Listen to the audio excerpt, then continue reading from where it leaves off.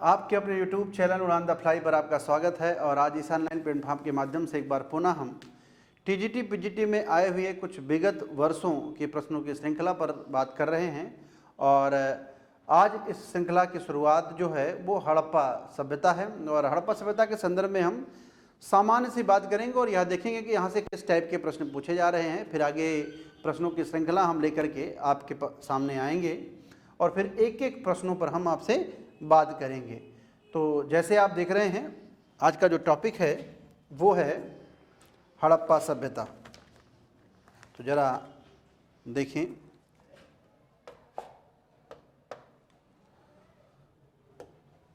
बात कर रहे हैं हम आपसे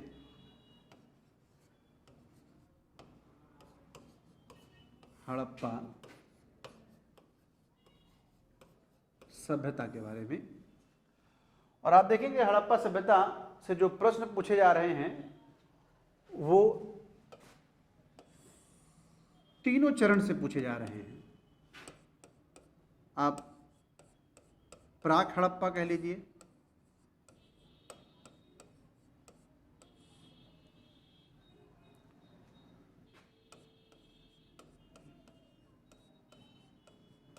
विकसित हड़प्पा कह लीजिए, और परवर्ती हड़प्पा कह लीजिए। तो हड़प्पा सभ्यता से जो प्रश्न पूछे जा रहे हैं, हमने इससे पहले बात की थी, हम लोग क्रमिक विकास के रूप में इसे देख रहे हैं। ये एक प्रकार के नगरीय सभ्यता है और भारत की प्रथम नगरीय सभ्यता है। अगर कई बार प्रश्न यह भी आपसे पूछा जाएगा कि भारत की प्रथम नगरीय सभ्यता को जाना जाता है, बीच में हो सकता है विकल्प कई दें आपसे, तो आपका पहला विकल्प जो हड़प्पा सभ्यता मिलेगी ये। लेकिन नगर की यात्रा हमने अचानक नहीं तय कर ली, इसको लेकर के विद्वानों में मतभेद है। इससे पहले हमने बताया था कि 1921 के पहले जब तक उत्खनन नहीं हुआ था, लेकिन जब उत्खनन हुआ तो एक विशाल नगरीय सभ्यता प्रकाश में आई। और जब प्रकाश में नगरीय सभ्यता आई तो उस समय पाश्चात्य विद्वान बड़े प्रभावी थे और उन लोगों को ऐसा कतई बर्दाश्त नहीं था कि उनके जो समकालीन सभ्यताएं थी उनमें ये सभ्यता श्रेष्ठ थी और उनका श्रेय भारतीयों को दिया जाए। इसलिए उन पाश्चात्य विद्वानों ने इसका संबंध इसके समकालीन मिस्र मेसोपोटामिया से स्थापित करते हुए और उनकी देन बता दिया। लेकिन समय बदल चुका था और धीरे धीरे भारतीय विद्वानों ने तर्कों के आधार पर हड़प्पा सभ्यता के उद्भव और विकास को स्पष्ट करने का प्रयास किया। उद्भव के संदर्भ में भी बहुत सारे मत आएंगे और यहाँ से भी प्रश्न पूछे जाते हैं। बहुत सारे ऐसे विदेशी इतिहासकार हैं जो हड़प्पा सभ्यता का उद्भव मिस्र मेसोपोटामिया फारस से जोड़ते हैं, तो वहीं कुछ भारतीय विद्वान हैं जो भारत से जोड़ते हैं, कुछ स्थानीय संस्कृतियों के विकास का परिणाम बताते हैं। और एक विकास स्पष्ट तरीके से हमें देखने को मिलता है। जैसे इससे पहले देखें तो हम बात कर रहे थे कि कैसे हमारे पूर्वज शुरू में क्या करते थे, शिकार, फिर क्या किए, पशुपालन, और फिर क्या किए, कृषि।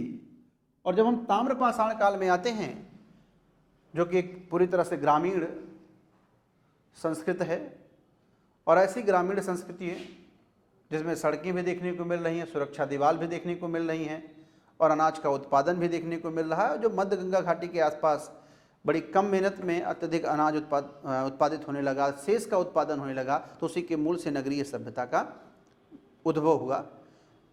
जबकि विकास में हम देखते हैं तो इसके समकालीन सभ्यताओं का अध्ययन रहा होगा। तो इसीलिए जब भी हम हड़प्पा सभ्यता को पढ़ेंगे तो उसके प्राग हड़प्पा के बारे में भी चर्चा करेंगे, विकसित हड़प्पा के बारे में चर्चा करेंगे और परवर्ती हड़प्पा के बारे में भी आपसे बात करेंगे। तो एक क्रमिक विकास आप देख रहे हैं, शिकार से पशुपालन, फिर कृषि और फिर अधिशेष का उत्पादन, और अधिशेष के उत्पादन से एक नगरीय सभ्यता प्रकाश में आई। तो इतिहास को एक क्रम से भी देखेंगे तो इतिहास आपको और बेहतर ढंग से समझ में आएगा। और यह प्रश्न भी आपसे कई बार पूछा गया है, ये सबसे जुड़े हुए प्रश्न पूछे गए हैं कि पूरा पाषाण काल के लोग क्या किया करते थे, मध्य पाषाण काल के लोगों की प्रमुख विशेषता क्या थी, नव पाषाण काल में देखा जाए कि प्रमुख विशेषताएं क्या थी, कृषि की शुरुआत किस काल में हुई और प्रथम नगरीय सभ्यता को जाना जाता है। तो पहले नंबर पर देखा जाए जो इसके अंतर्गत, इस पर तो बात करेंगे ही, लेकिन एक से जुड़ा हुआ प्रश्न और आएगा और ये होगा उद्भव का, उद्भव और विकास। उद्भव में हम विभिन्न विद्वानों के मत पर बात करेंगे, इससे भी प्रश्न पूछे जाते हैं। तो आप देखेंगे जो उद्भव से जुड़े हुए महत्वपूर्ण प्रश्न होंगे या विद्वानों से जुड़े हुए, उनके मत से जुड़े हुए प्रश्न होंगे, उन पर भी बात होगी। और विकास के संदर्भ में भी हम साक्ष्यों पर बात करेंगे, साक्ष्यों पर चर्चा होगी। और आप देखेंगे कि विकास के दौरान इनका अभिलेखीय प्रमाण कहाँ से प्राप्त होता है, तो अभिलेखीय प्रमाण पर भी हम आपसे बात करेंगे। साथ में कुछ वस्तुओं का आयात और निर्यात हुआ है, आयात और निर्यात पर चर्चा होगी। और यही नहीं, इसके अलावा कुछ महत्वपूर्ण बंदरगाह पर भी बात आपसे होगी जहां से वस्तुओं का आदान प्रदान होता था। वो कौन कौन सी वस्तुएं थी और कहां से आती थी, भारत के लोग वो कौन सी वस्तुएं थी जो उसका निर्यात करते थे, उन सारे पहलुओं पर आपसे बात की जाएगी। एक सामान्य खाका है हड़प्पा सभ्यता के बारे में, और इस हड़प्पा सभ्यता जो एक नगरीय सभ्यता है उसमें एक क्रमबद्ध विकास हमें देखने को मिल रहा है। बार बार इस विकास के बारे में हम आपसे बात कर चुके हैं कि कैसे शिकार, पशुपालन, कृषि से अधिशेष का उत्पादन है, और अधिशेष का उत्पादन एक ऐसे क्षेत्र में जा रहा है जहाँ के लोग 75% लोग कृषि से इतर कार्य कर रहे हैं। वह क्षेत्र क्या कहा जा रहा है, नगर कहा जा रहा है। और भारत का प्रथम जो नगर है वो है हड़प्पा, और इसे हम नामकरण से भी बात करेंगे। आप देखेंगे इस हड़प्पा सभ्यता का जो दूसरा महत्वपूर्ण सेगमेंट होगा वो होगा नामकरण को लेकर के। यहां से भी प्रश्न आपसे पूछे जाते हैं। नामकरण, क्योंकि इसे कई नामों से जाना जाता है, आप देख रहे हैं इसे हड़प्पा सभ्यता भी कहा जाता है,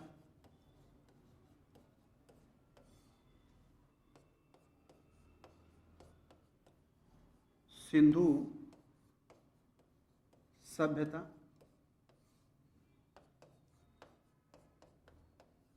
सैंधव सभ्यता, कांस्य युगीन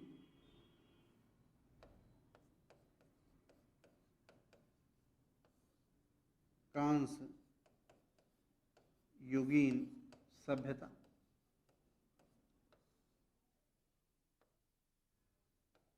आद्य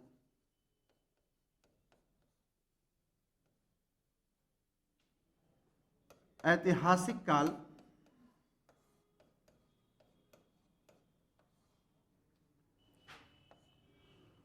और अगर देखें तो आजकल इसे सरस्वती सिंधु सभ्यता के नाम से भी इसे जाना जा रहा है। सिंधु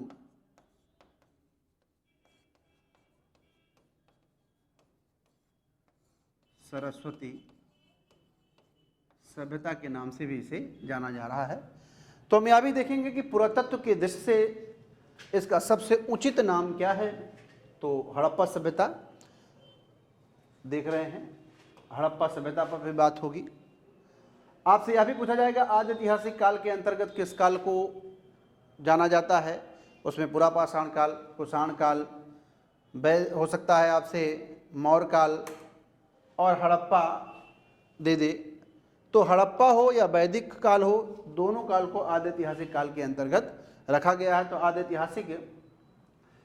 ऐतिहासिक काल के नाम से हड़प्पा सभ्यता को हम जान रहे हैं। तो यहाँ पर नामकरण से जुड़े हुए प्रश्न आपसे पूछे जा सकते हैं। कांस्य युगीन देख रहे हैं, कांसे के मतलब जो धातु है एक विशेष प्रकार की, जो तांबा और टिन से मिला हुआ था, तांबा और टिन से था। इससे ये पता चलता है कि हड़प्पाई रसायन विधा के भी ज्ञाता थे, उन्हें रसायन की अच्छी समझ थी।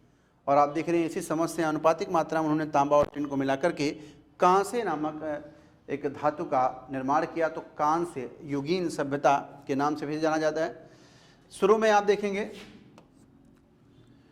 सिंधु नदी के आसपास प्रारंभिक में इस सभ्यता से जुड़े हुए स्थल प्राप्त हो रहे हैं, तो हम इसे सिंधु सभ्यता के नाम से भी जानेंगे। और बाद में विद्वानों में थोड़ा सा मतभेद होगा, तो लोग कहेंगे सिंधु से बहुत दूरी पर कुछ स्थल मिल रहे हैं, तो लोग उसे सिंधु सभ्यता का भी नाम देंगे। लेकिन बहुत सारे स्थल जब बाद में सरस्वती नदी के किनारे मिलेंगे, तो इसे लोग सरस्वती सभ्यता के नाम से भी जानेंगे। कैसे? सरस्वती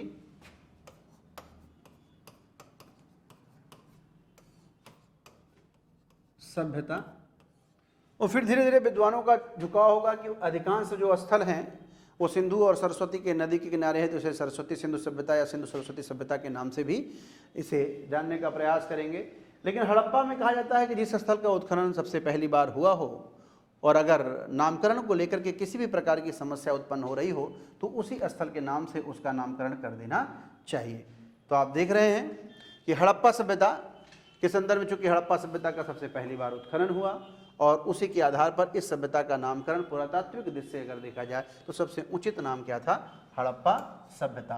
तो हड़प्पा सभ्यता, तो ये इसके नाम हैं। इनके नामों के पीछे कुछ तर्क हैं विद्वानों के, तो उस पर भी हम आपसे चर्चा करेंगे। हमने उद्भव के बारे में, हमने उद्भव के पहले हमने प्राक हड़प्पा के बारे में बात की। प्राक हड़प्पा के बारे में कुछ 2-3 महत्वपूर्ण बिंदु हैं, उन पर हम थोड़ा सा ध्यान देते हैं।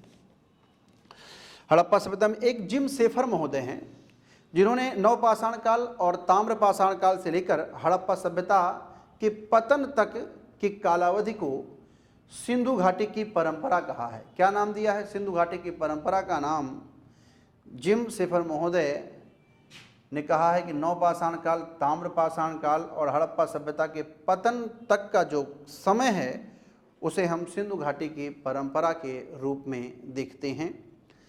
आप देख रहे हैं यहाँ एक क्षेत्र समाधि क्षेत्र या यच संस्कृत है। ये पाकिस्तान के पुराविद हैं, पुराविद जो हैं इसे यच संस्कृत कहते हैं, जबकि भारतीय पुराविद इसे परवर्ती हड़प्पा संस्कृत के नाम से जानते हैं। हड़प्पा में यह स्थल प्राप्त है। यह संस्कृत कई बार पूछा जाता है तो हड़प्पा से, लेकिन हड़प्पा में इसके सामने 2 मत आए हुए हैं, क्योंकि ये परिवर्ती, भारतीय विद्वानों का मानना है कि यह परिवर्ती संस्कृत है, और वहीं जो पाकिस्तान के पुराविद हैं वो इसे यच संस्कृत के नाम से जानते हैं। प्राक सिंधु संस्कृतियों के अनेक क्षेत्रीय संस्कृतियां हैं, इस पर भी हमें ध्यान रखना है। ये संस्कृतियां विशेष तौर पर बलूचिस्तान, सिंध, राजस्थान और दक्षिणी अफगानिस्तान के क्षेत्र में पाई जाती हैं। तो जहाँ हम देखा जाए बलूचिस्तान के अंतर्गत बात करें तो झाब, क्वेटा, नाल, कुल्ली, मेही और मेहरगढ़, नंदरा, पीरक देव, अंजीरा और किले गुल मोहम्मद महत्वपूर्ण है। और इनमें देखा जाए कुल्ली नाल, झाब, क्वेटा और मेहरगढ़ काफ़ी महत्वपूर्ण है। और अगर हम मेहरगढ़ से देखें तो प्राग सैंधों का सबसे प्राचीनतम स्थल कौन सा है? तो मेहरगढ़ ही है। क्या है? मेहरगढ़।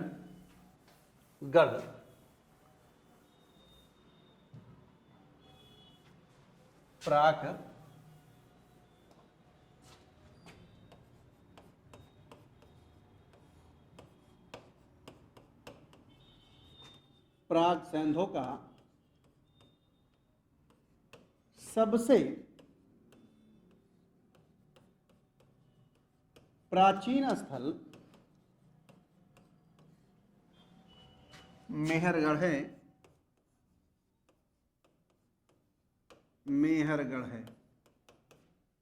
और यहीं से आप देख रहे हैं, यहीं से हमें मूर्ति का सब प्राचीनतम प्रमाण प्राप्त हो रहा है। तो मेहरगढ़ से ही हमें सिंधु सभ्यता का सबसे प्राचीनतम मूर्ति मेहरगढ़ से ही सिंधु सभ्यता का सबसे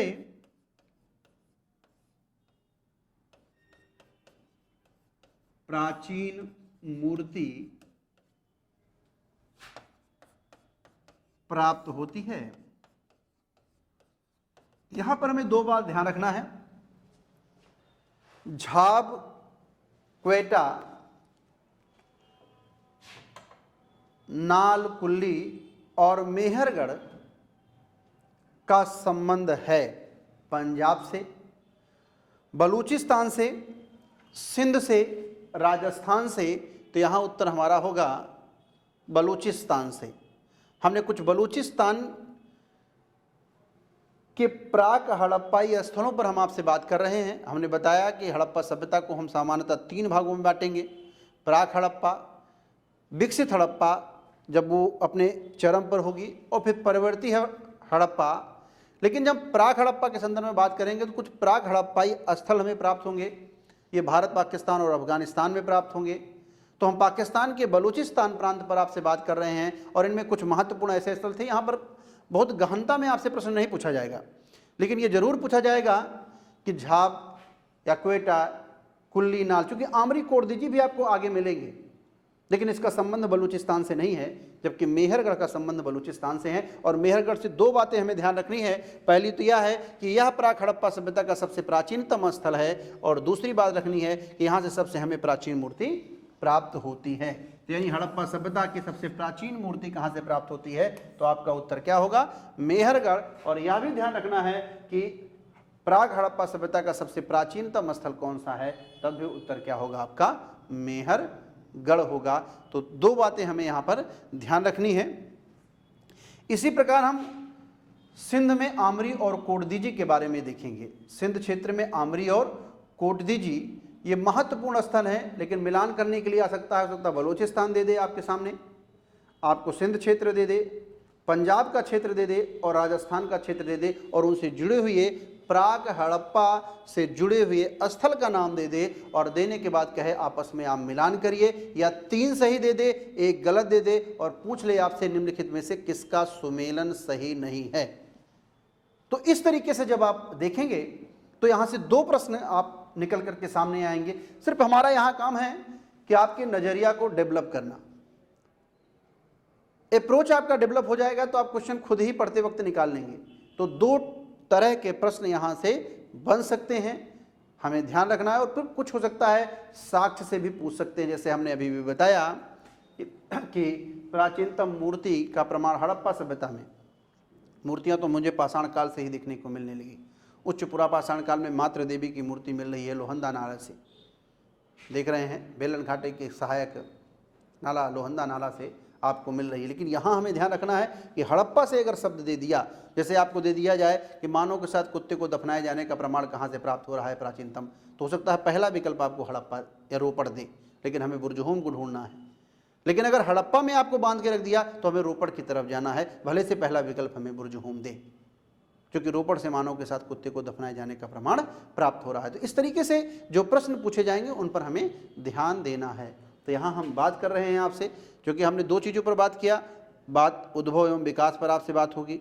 हमने आपसे बात किया कि उन उद्भव एवं विकास को लेकर के हम अगर पढ़ेंगे तो हम हड़प्पा को 3 भागों में बांटेंगे, प्राक हड़प्पा, विकसित हड़प्पा और परवर्ती हड़प्पा। लेकिन जब हम प्राक हड़प्पा की आपसे बात कर रहे हैं तो हम यहाँ पर ध्यान देंगे कि प्राक हड़प्पा के जो स्थल हैं वो भारत, पाकिस्तान और अफगानिस्तान में मिल रहे हैं। लेकिन वो कौन कौन से महत्वपूर्ण स्थल हैं, उन वो संस्कृतियों के केंद्र कौन है और उनसे जुड़े हुए कौन से उप स्थल हैं। तो बलूचिस्तान से जुड़े हुए आपने कुछ स्थलों के बारे में बात की, अब आप सिंध से जुड़े हुए कुछ स्थल पर बात कर रहे हैं, और उनमें आमरी और कोटदीजी का महत्वपूर्ण स्थान है। तो हमें आमरी और कोटदीजी पर भी चर्चा करनी है। तो इस तरीके से जब हम राजस्थान में भी आएंगे तो हम सोथी संस्कृत के बारे में आपसे बात करेंगे, और आप देखेंगे कालीबंगा के बारे में भी आपसे बात होगी। तो ये जो प्रश्नों की श्रृंखला है ये कमोबेश इससे पहले एक दो लेक्चर होंगे जो एक समरी के तौर पर होंगे, और आज जो एक समरी का जो श्रृंखला चली, चूँकि 20 मिनट की श्रृंखला होती है, तो उसमें हम एक सामान्य परिचय देने का प्रयास किए हड़प्पा सभ्यता के बारे में। ऐसे प्राग के बाद जब हम विकसित हड़प्पा के बारे में आपसे बात करेंगे, तो विकसित हड़प्पा में कुछ महत्वपूर्ण टॉपिक होंगे। जैसे अगर देखें तो पहले हम इस नगरीय सभ्यता का जिक्र कब किया गया था उस पर तो बात होगी, लेकिन फिर हड़प्पा सभ्यता के हड़प्पा सभ्यता के विस्तार पर चर्चा होगी, विस्तार पर बात होगी कि कहां से कहां तक ये विस्तारित है और इसकी लंबाई क्या है, चौड़ाई क्या है, इसकी आकार क्या है। तो एक तो पहला पॉइंट हमारे लिए यहाँ से 5-6 प्रश्न आपसे बन सकते हैं, और किस टाइप से बनेंगे उस पर हम आगे बात करेंगे कि चाहे वो आलमगीरपुर से लेकर बलूचिस्तान का सुतकांगे डोर तक की स्थिति हो, और चाहे आप मांडा से लेकर के दैमाबाद तक की हो, किन नदियों के किनारे स्थित है। तो ये सभ्यता के विस्तार पर कल बात होगी आपसे। विस्तार के बाद हम बात करेंगे हड़प्पा सभ्यता के उत्खनन पर, और जब उत्खनन पर चर्चा हो जाएगी तो उत्खनन के बाद हम हड़प्पा सभ्यता के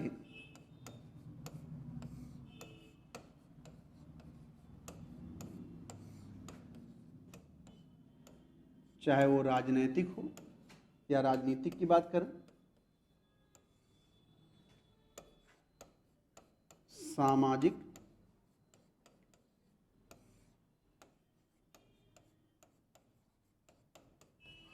आर्थिक,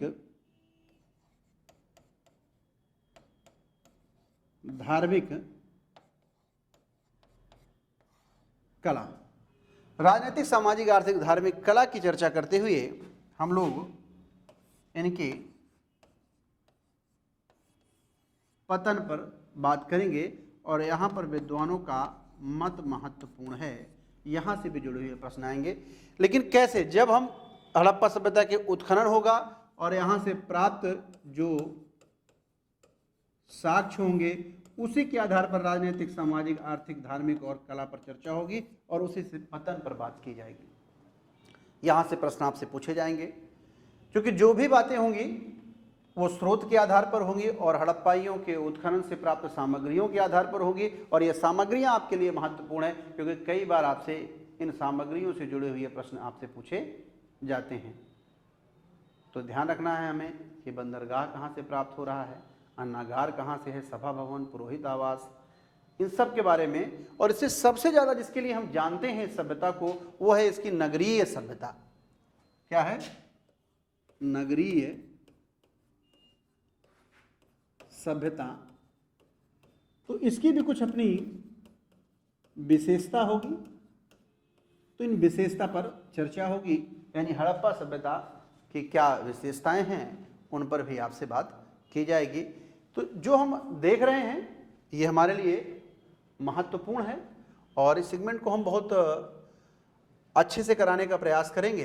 बस आप इसके एक एक बिंदुओं पर ध्यान दे दीजिए। पहले कुछ टॉपिक पर हम आपसे बात करेंगे, फिर प्रश्नों पर चर्चा करेंगे, ताकि प्रश्न आपके लिए सरल हो जाएं और आपको लगे कि हाँ, जिन बिंदु पर हम बात किए हैं वो बिंदु हमारे लिए महत्वपूर्ण है, और कमोबेश उसी से जुड़े हुए प्रश्न बार बार पूछे जाते हैं। तो जल्दी ही मिलते हैं अपने हम नेक्स्ट वीडियो में हड़प्पा सभ्यता के कुछ नए प्रश्नों के साथ। धन्यवाद।